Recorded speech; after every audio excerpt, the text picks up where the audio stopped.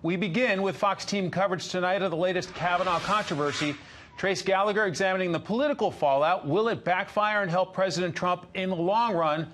But first, we go to Fox News media analyst and host of Fox's Media Buzz, Howard Kurtz, with the facts tonight.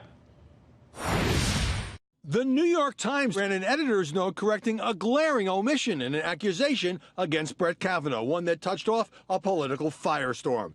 In a book excerpt, Times reporters Robin Pogrebin and Kate Kelly charged that Kavanaugh exposed himself at another of those drunken Yale parties 35 years ago. But the forthcoming book says the woman in question, who supposedly wound up touching his genitals, won't comment, and, quote, several of her friends says she does not recall it. That crucial point was left out of the Times story by the same reporters, which was based on secondhand information from one former classmate, Max Steyer, who wasn't identified as a former Bill Clinton lawyer. The authors didn't talk to Steyer, but to two unnamed officials said to have spoken with him. The controversy reignited the bitter battle over sexual assault claims at Kavanaugh's confirmation hearings.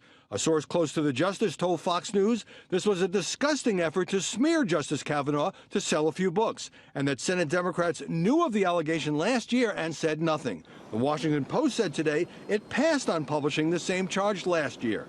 President Trump tweeted that Kavanaugh should sue over what he called lies, adding without explanation, or the Justice Department should come to his rescue. The president seized on the Times correction. The New York Times made another terrible mistake. It's a shame that a thing like that could happen. How can they do a thing like that and destroy somebody's life? A Times editor also apologized for a, quote, offensive tweet, since deleted, that facing a man exposing himself may seem like harmless fun.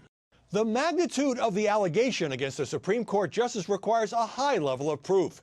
After leaving out exculpatory evidence from the alleged victim, the Times correction is an admission that it fell short of that standard.